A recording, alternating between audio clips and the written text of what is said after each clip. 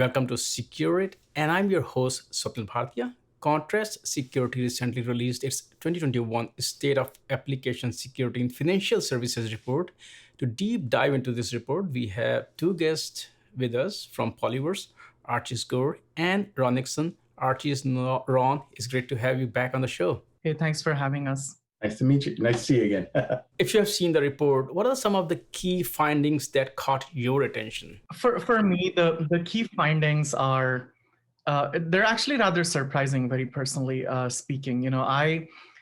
I know that we anecdotally like to say, there's only two types of organizations, those have been hacked and those that haven't, and everyone's been hacked. And sometimes I wish that I was hyperbolic when I say that, but what that report basically tells me is I wasn't being hyperbolic, and that makes me a little bit sad because I like to be a little provocative, but I was kind of humbled by basically if everyone has had at least one breach, if most people have had multiple breaches, that is a very concerning and rather unexpected statistic that I wasn't prepared for. And I'm going to go to the other side of that. I'm actually not surprised. And so because the report goes into the fact, it talks about some of the constraints or some of the nuances of doing development for an application securely, and how that certain things still aren't being done today. And they talk about hours of development time to correct problems.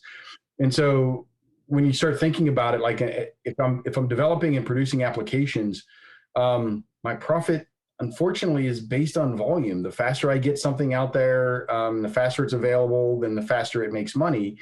And so, I think that you'll see. I don't think anybody intentionally builds a non-secure application. But that being said, the business decisions will drive a lot of that. And so it still comes down to that C-suite. Those executives understanding the implications of developing and producing a non-secure app or an app with a bunch of vulnerabilities in it and the effect that has. And we live in a society that is instant gratification. And so everybody wants everything now. I've got to have my latest update now. I've got to have my cool widget now. And all of that drives, again, those same business decisions that puts that emphasis on the developer, not to provide a secure application, but to provide an application to the user. There are so much to unwrap here. Archis, I'll go back to your point. As you said, there are only two organizations, who are all a hack or they are going to be compromised. And I think almost 98% of the organizations who were surveyed, they said, they were attacked, in the last year or so. And others said that there have been almost like one attack a month, almost 10 attacks a year, which is higher number. Now, what is interesting is that according to the report, what I was reading was that their companies are still not putting security as major concern or priority. We used to talk that, hey, security is no longer an afterthought. It's moving in developers' pipeline. We see paradigms like DevSecOps and everybody is taking it seriously. But that is this report is contradicting all that wisdom. So what has been your observation? Of course, Ron, as you said, you were not surprised, but you folks have much more insider info than we have from the outside. So do you still see that security is still not a concern? If that is the case, what's going on there? Yeah, so and I've said this before on your show many times, which is I have actually never met a person who said they don't care about security. That is a myth, right? It is a myth that we all like to say, which is nobody cares about security. It is almost this rhetorical thing that people try to do very passive aggressively to try. It's like fear-based selling. I don't know of a single human being in my life, not my grandma, who doesn't care about security. Now, I will qualify by that by saying I know plenty of people who will not do anything you tell them to do, no matter how difficult, cumbersome, complex, because you use security as some sort of trump card to basically say, hey, you have to go do this, this, and that, and you have to, go take your car through a car wash because security. And what I've actually seen is security people going a little overboard sometimes with what to me looks a lot like superstition in the name of security. And when people basically push back, and when people basically say, I'm not going to listen to you, they're basically saying, I don't trust that what you're telling me is actually going to secure me. I think you're just using that as a superstitious method. I agree with what Archis is saying. I've never met anybody who says that security doesn't matter. And so, but your ability to implement security in an enterprise, comes down to budget and people and the available technology, right? Do I have that triad available to me? And so if your security, and I'm gonna make a whole bunch of these compliance people mad, right? Because compliance is a big part of that problem, right? Because you've now walked into this mechanism where I'm looking at a check block that says, this check block, I have to do this because the SEC or HIPAA or EU regulation or whatever, or ISO or whatever the regulation is that says that I need to be able to do this. But from a security standpoint, it actually adds no benefit, right? So and you get into that strict black and white interpretation of the regulation, and that hurts us as a security community, because we're walking in and you may be looking at them and going, you know what, this doesn't help with compliance. This is not going to help you with your compliance, but it will make you more secure. But then you get down to the bean counters who say, but I have to be compliant. And so compliance is part of the problem, that strict adherence to. And don't get me wrong, you have to be compliant because you have regulations that say that. But there's a balance between best business practices, actual security, and being compliant. And I think that gets overlooked because your regulation people don't talk to your engineering folks, who don't talk to your operational folks. And so that mesh doesn't quite work. As you're alluded to that earlier on, that resource becomes, they end up wasting so much time in false positives. So I also want to understand the factors that affect them, despite the fact that they do take security seriously, they do not put in practice. As this report mentioned, that they waste so much time in false positive. Developer end up, because, and then it's silos, so they move from their pipeline to developers' pipeline. So talk about some of the factors that we have covered them earlier, but there are factors that we should talk about in the context of this report. When you begin to look at those types of things, and you're right, people want to do right. They want to do the right thing. And so part of it is, part of it is the overwhelming piece of that the bad guys aren't looking just at what you're developing and producing today, right? And so you could argue that there's no original code out there today, right? You could make that argument, and I don't care if you're in Python or whatever. I don't care what language you're writing in. Everything has been done before. That also means that those vulnerabilities that have been introduced into that code are still there today, right? And they're still back there. And so again, I'm going to come back to that same operational context of business focus as opposed to security or secure business focus, which is really what it should be. And so you're working with code that already has vulnerabilities introduced into it, that already has holes in it, right? And so instead of working with a nice clean sheet of paper, I'm dealing with mesh, or I'm dealing with cotton swab, where water just flows through it. And so in order to patch those holes, I've got to be looking to the past, and so you look at it today. I mean, in all of the business that we see out there, all of the issues that we see out there today, a lot of it is oriented in code that was written years ago. And your developers aren't working in that space. They're not looking back. They're cutting and pasting into their code, into the development train. They're cutting and pasting code, and they're working from that, and they're working on the issues or what they need to fix to make their application work. They're not going backwards. And so I think that's a big part of it. I can represent the developer side of this, right? And I've said this so many times, which is the problem is, so I'll actually separate where compliance is applicable and we should do it, right? So if you are, let's say, a burger restaurant, and you need, if you know that once meat hits a certain temperature, it becomes safe for consumption, right? That should be a compliance thing. You should basically say, make sure that meat always hits this temperature, my steak always hits this temperature, now I'm compliant, now I'm good, now I'm safe, right? But then there's the other piece, which sometimes we can't measure through compliance. And I think one of the one of the aspects there, a great example is, again, we go back to the car driving scenario, right? We can't enforce compliance on good driving. We can enforce compliance on the car. We can enforce compliance on the airbags, on the specifications, on the collapsing, the collapsible range of a car and its engine. We can't enforce compliance on good driving. And I feel like that is an aspect that we need to take into account, which is systems are built by people for people, to be used by people. And they're not built for computers. They're not built for things that we control.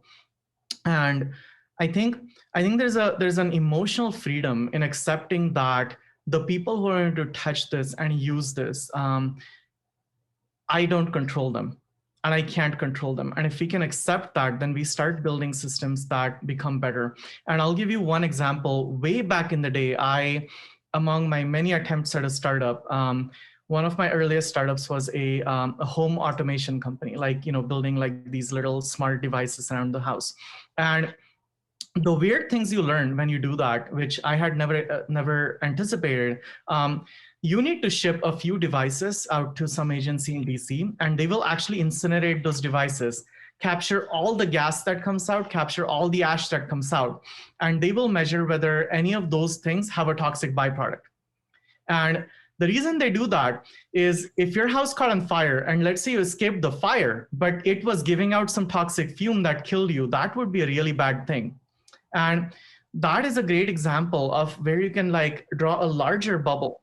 And you can basically say, if I make this thing such that when it burns down, it won't kill people, now I can take back some of that compliance, that avoidance of a fire, right? And so cybersecurity right now is in this very fear-based mode of how do I avoid things going wrong? But that's an example of where we as a species basically say, I'm not going to try to avoid a fire. I'm going to make that fire safer to survive through. We're looking at the social and people aspect of security as well, compliance and all those things. So even in this report, they did not look at the social aspect of it. But from your point of view, how much role social or people aspect also play in all these challenges and problems that we are seeing in this report? 100%. I would say it's all social and people problem. There is no technology problem. Yeah, no, I agree with him. So like, if you go back to just to kind of talk about it, like from a capability standpoint, right? So the tools are out there for people to be able to do the analysis on the code to make sure they're not releasing code with vulnerability. But I think it was like 15% of the companies surveyed, or the people surveyed, said that their tools aren't, only 15% said their security tools are fully integrated, right? And then those tools produce alerts, right? Excuse me. They produce alerts. Well, like only a quarter of those companies say that they're actually reviewing all of the alerts that come out, right? And so again, it is a people, without a doubt, security is a business problem. It is an operational problem, which makes it a people problem. And so the technology can be applied, and you have that, and I've talked about that triangle. I talk about it all the time, and I can adapt to a degree. I can adapt. If I have a lack in technology, I can do better with my people, or I can do better with a process or a regulation or something in place. So I can mix and match to get to where I want to. But again, people don't. And it's not that they don't want to, it's that they feel like they really comes down to, they feel like they don't have time. I think, there's a lack of something that says, I don't have time to do my security right, or for whatever reason, the company's not going to make revenue numbers, or I'm not going to make my timeline, or I'm not going to get this or that. But yeah, Archis is 100% right. Those nuances, I think, change from different organizations, but it is a people problem. And one thing I want to add, which I think sometimes gets overlooked when we're talking and we're doing these things. We have that problem. We're one of those companies, right? I don't want to sit here high and mighty and basically say, like, oh, we get everything right and we're so perfect and we follow all the compliance rules and everything is done and we're unhackable. And those lesser humans or lesser mortals are the ones that I'm blaming. I'm one of them. We have those problems. We make a lot of compromises that I wish I didn't have to make, right? So this answer is coming personally.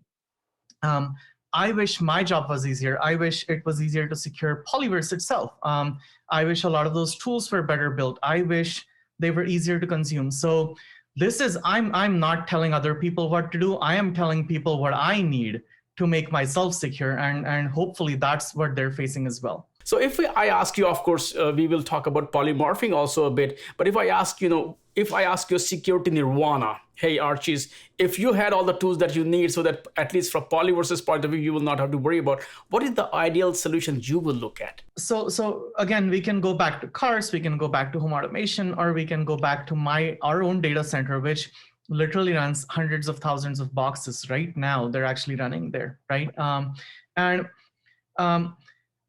And I've used this word many times before, but I like systems that are failure tolerant, not failure avoidant.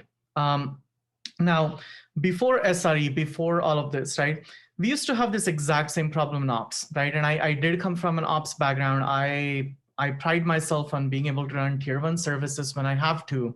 I don't do it anymore, but I could if I wanted to. And the key thing that you start building is, it's like asking a really stupid question, which is AWS up or down? Or is Google Cloud up or down? That's a really dumb question because you know what? Large parts of AWS are down right now. But what matters is that overall my service SLA, my agreement that AWS is giving me is staying up, right?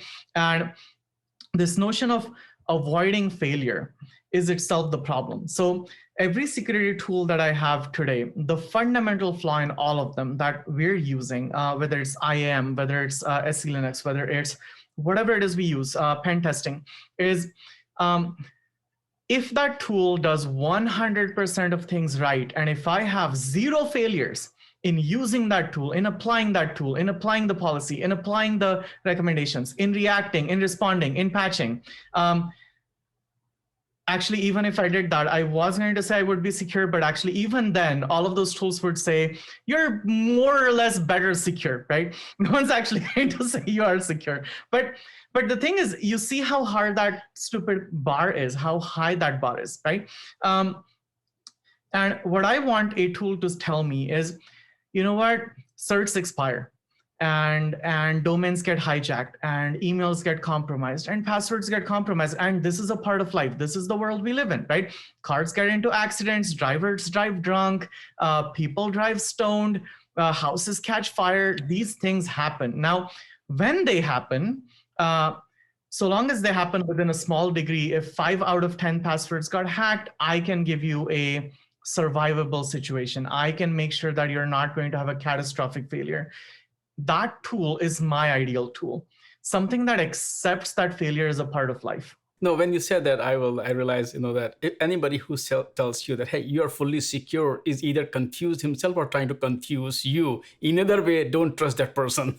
Ron, I'll come back to you because you talked about it as a business problem as well. And in this report, the good thing is that a lot of companies said that they are increasing their security budget, but less than 50% are trying to place it under the office of CISO. Throwing money will not solve the problem because it seems that while they are looking at it seriously, they are going to throw money at it, but they are not looking at it strategically. So from your perspective, what are the right ways that, or how they are doing it wrong, and what are the right ways to fix it? And so I'm actually going to take a little bit out of Arch's playbook here and actually put a little bit of the blame on us, right? So security vendors are part of that problem, right? Because we come up with buzzwords all the time, right? And so you look at zero trust. Zero trust is a buzzword. But if I go back 4 years and I start talking about, least privilege, right? That's one of the concepts of zero trust. I start talking about multi-factor authentication. I talk about network segmentation. Those are all parts of the zero trust environment. And you know what? Those concepts have been around for decades. They're nothing new.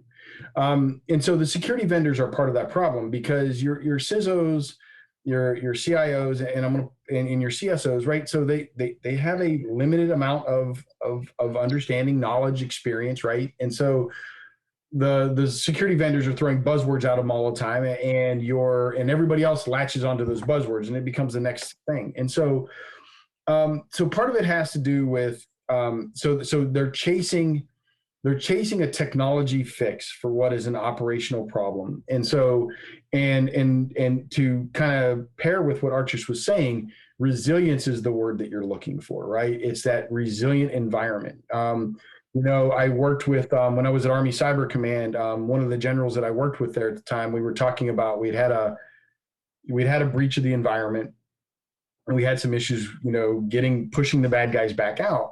And as we were talking about it, the phrase that we were talking, what I latched onto is, he said, I want to make my environment so I don't care if the bad guy breaches my network. I don't care if he gets past the wall.